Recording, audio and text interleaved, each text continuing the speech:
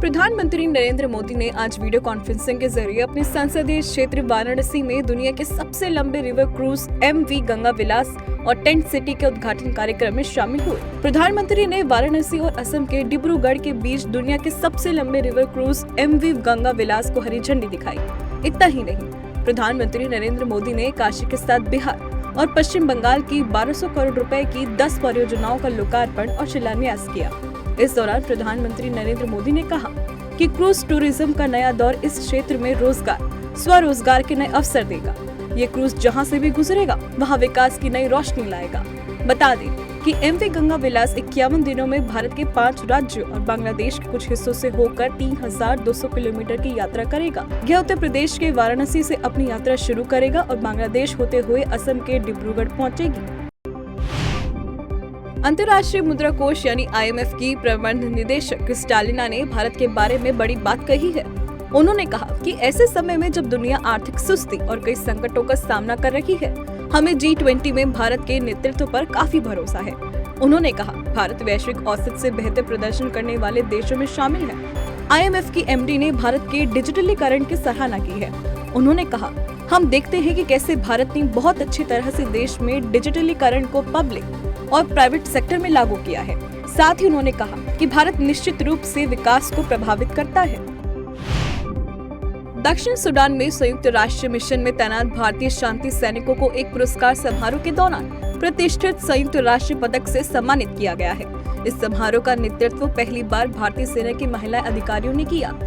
UNMISS ने tweet कर कहा कि धन्यवाद भारत, आपके बेहतरीन बेटों और बेटियों में से 1171 को अपर नाइल दक्षिण सूडान में उनके महत्वपूर्ण काम के लिए संयुक्त राष्ट्र मेडल से सम्मानित किया गया है। गणतंत्र दिवस से पहले राजधानी दिल्ली में आतंकियों की बड़ी साजिश को नाकाम करते हुए 2 संदिग्धों को गिरफ्तार किया गया है। दिल्ली पुलिस की स्पेशल सेल ने इन आतंकियों को गिरफ्तार किया है। आरोपियों में एक जगजीत सिंह उर्फ जग्गा उत्तराखंड के उधम सिंह नगर का रहने वाला है, जबकि दूसरा नौशाद दिल्ली के जहांगीरपुरी का निवासी है।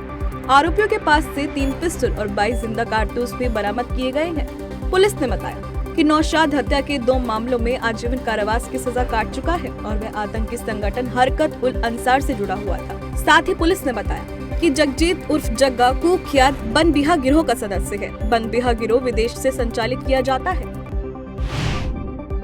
भारत के औद्योगिक क्षेत्र में लगातार वृद्धि हो रही है। राष्ट्रीय सांख्यिकी कार्यालय के आंकड़ों के अनुसार औद्योगिक उत्पादन सूचकांक में नवंबर 2022 में 7.1% की वृद्धि हुई। यह 5 महीने का उच्चतर स्तर है।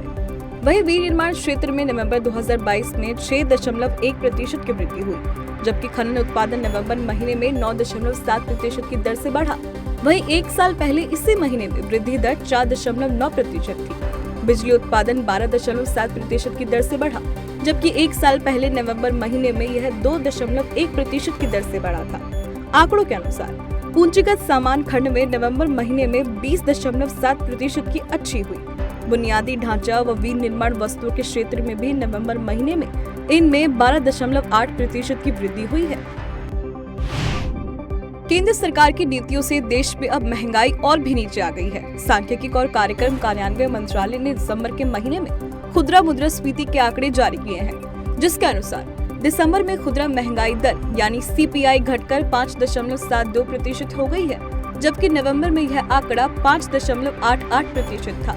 बता दें कि पिछले कुछ महीने से महंगाई RBI टॉलरेंस बैंड 6% के आंकड़ों से अधिक बनी हुई थी, लेकिन अब जाकर बीते 3 महीनों से इसमें गिरावट देखी गई है।